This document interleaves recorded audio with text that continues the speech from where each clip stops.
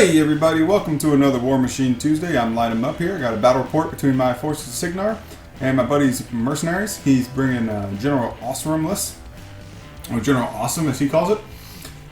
Today I do want to preface this report with saying that I messed up a little bit and I put a unit of, or not a unit, but a group of pod, what do you want to call it, of Stormcallers in here that I was not supposed to do. So I am 5 points over on my list, but they didn't have too much of an impact on this game, so hopefully you guys can forgive me for my misgressions. Anyway, in this list here, I won the roll, decided to go first. My buddy took the side he's on, basically because he was already on that side. We're playing the extraction scenario from the 2016 Steamroller packet, and I've got on Siege an Ironclad and a Stormclad. I've got a junior with a Sentinel and for the shield guard, and then I've got a unit of Rangers, unit of gun mages with the UA, marshalling a Cyclone, Alexia, Ciannor, the first version, and the Black 13th. So I think the Black 13th have a bit of a purpose in Cygnar still. They might be a little bit overcosted, being 10 points for 3 guys, and is a little pricey for what they do. I mean, that's an entire min unit, or base unit, I guess, of Stormblades. That's pretty hard to compete with. But I think with Siege, because of the brutal damage, and you can get 2 POW 12 brutal damage shots on Siege's feet turn, or you have a small unit that can go out and capture flags or zones or contests. They can be useful just because of they still have some utility. They're not nearly as useful as they were, but then again, the game's completely different anyway. So,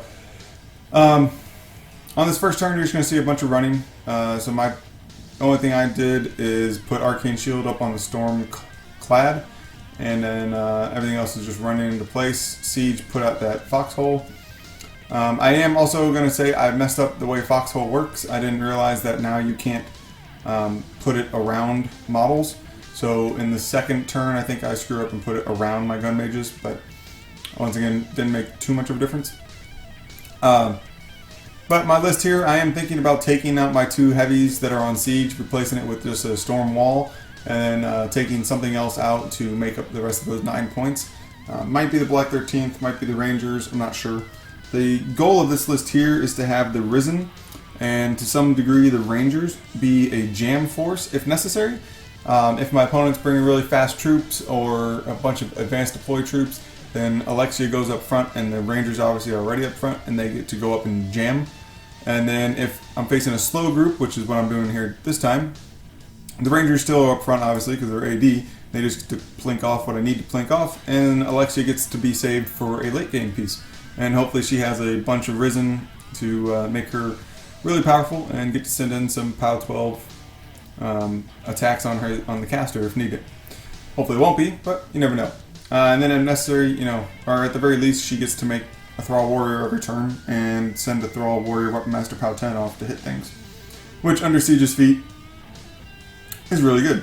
I believe Siege is probably one of the best Cygnar Mercenary casters now, since his feat doesn't really care. It affects the enemy models, so it doesn't matter if you have friendly or friendly faction. Other than that, I still don't think there's a point in bringing many mercenaries with him. That's why I didn't. I'm still feeling out the list, so love to hear you guys' comments in the comment section below. On to turn 2 here. I'm going to get a little bit of work done in turn 2, not much. Basically, I'm going to make sure that I get everything positioned for my next turn feat. I can't get enough stuff into my feat without really exposing myself, so I'm just going to hold off my feat for the turn after this. And go ahead and move the Ironclad to make sure he can contest that northern flag. The Cyclone's going to put down covering fire in front of his Forgeguard, and we're using an actual wall template, wall, because I forgot my wall templates at home. Now I'm moving up those gun mages. You see I'm going to, later on I'll accidentally put, or mistakenly put the 4-inch AoE around them, or 5-inch AoE around them instead of placing it first. Once again, didn't make too much of a difference, just means I should have moved Siege first. I am using Bunker, so Siege is going to move up to base with the Bunker and get immunity to blast damage, which matters since his Avalancher has a AoE 4 gun.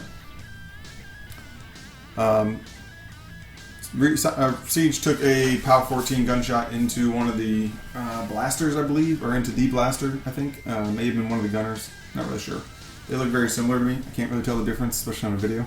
And then move my Stormclad up to be in charge range of the next turn. Move the Rangers up. They're taking some plink shots. Between my entire unit of gun mages, my entire unit of Rangers, and the Black 13th, who are going to go here in a second, I managed to kill 2 Forgeguard, and that was both Black. That was 2 Black 13th guys.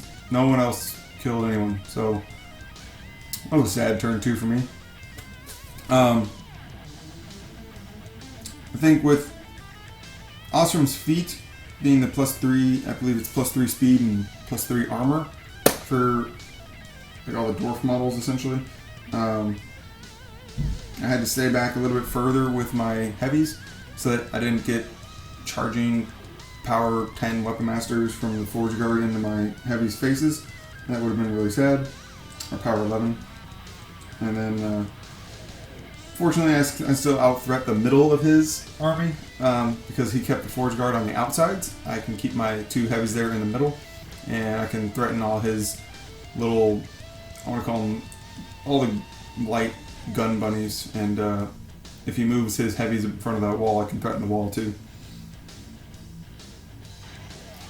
So on to my buddy's turn. He's taking a couple shots here, shooting the big gun up there, the artillery gun, and fortunately for me, he's going to miss, even though he's got fire for effect on it.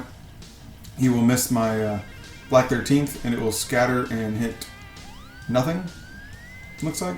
I think it did like 2 points of damage to Ryan, so that was good for me. Low rolls on his part. Happens. And then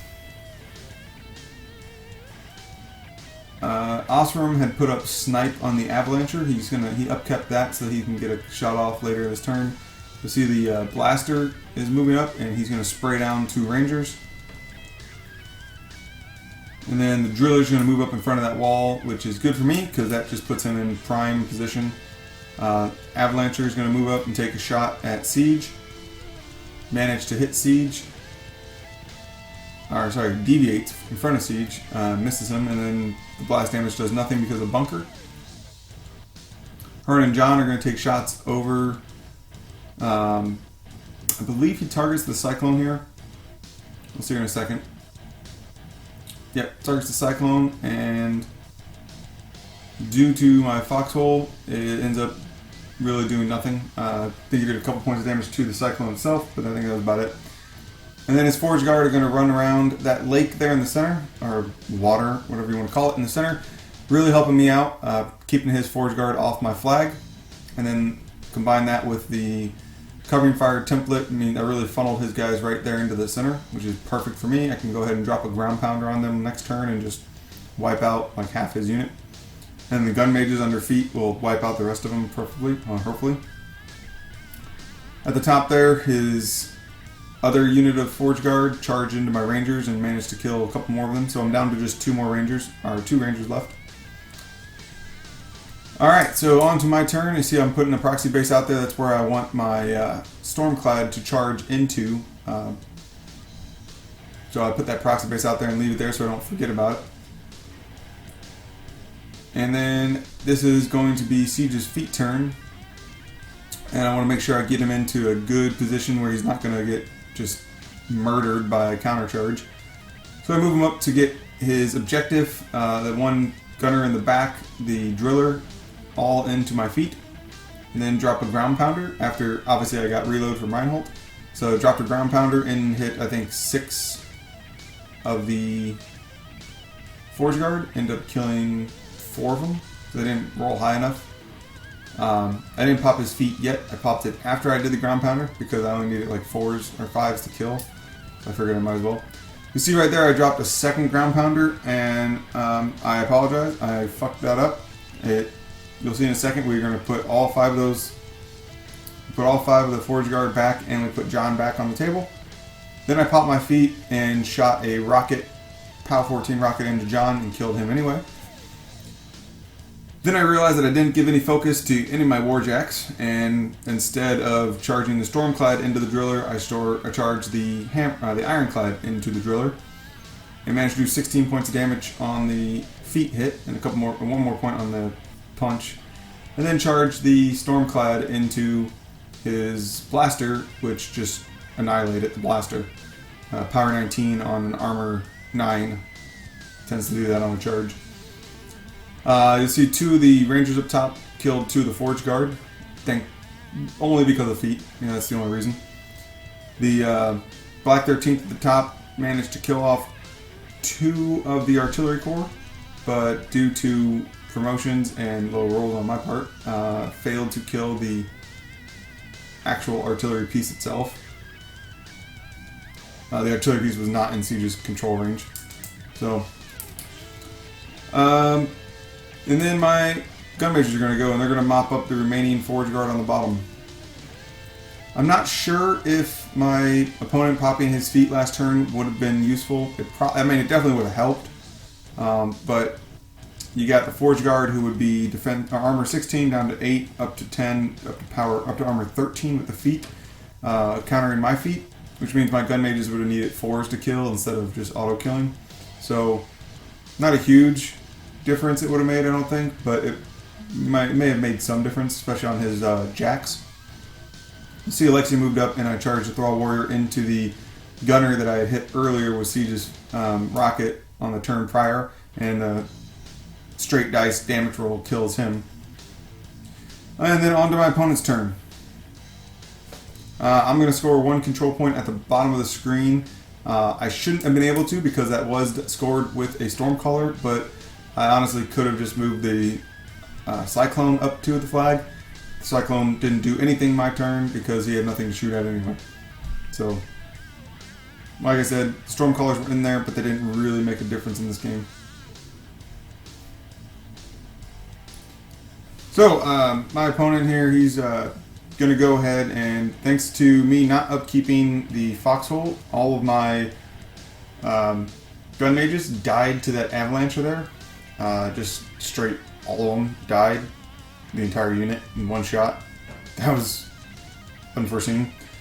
The Ogrun Bokur will go up and kill my Weapon Master Thrall Warrior. And then, really, it's just, he can't get much over to, he can't get anything over to contest the bottom flag. And the only thing he's got contesting the top flag is 1 dwarf. So, he didn't have an awful lot left, and I do have most of my army still. He couldn't engineer a way to get his guys onto Siege himself. So this game is pretty much over. I went to 1 control point at the end of the last turn. I'm going to go to 2 on the end of his turn. And then the top flag, all I've got to do is kill like 1 dwarf and take out the objective, which isn't going to be too difficult, even under his feet. He did pop his feet this turn. My opponent did. So the Ranger at the top will take a free strike and survive, not getting missed, and then shoot the guy that took the free strike at him, which was kind of funny, freeing up that top flag. The Sentinel will kill off 1 more or 2 more of those Forgeguard at the top. The Junior will run to control the top flag. Siege is going to hit the objective with 2 Power 14 rocket blasts, thanks to Reinholdt. And then my Stormclad is just going to charge in. He's fully loaded up, and after the charge attack, he's dead. So it's going to be a Cygnar victory. This game was kind of short. Sorry for that, guys. My opponent, I don't know how familiar he is with scenarios. It's the first time I've actually played him, so he's actually a pretty decent mercenary player, so he might not be familiar with this scenario. It is the new packet, and I don't think he's played in any of the tournaments. But any comments or critiques you guys got, please put them in the comments below. I love to talk to them, or read them, and love to see them. I try to respond to every comment that I get, at least all the positive ones. And then if you guys got any suggestions, people you want to see, casters you want to see played, I own most of Cygnar, but not all of them. I just painted up Sloan, so Sloan's going to be on the table here in a few weeks, trying out some of her lists, because I played against her, and I realized, oh my god, she was powerful. So, I hope to see you guys again next week, and please like, comment, and subscribe. Have a good day.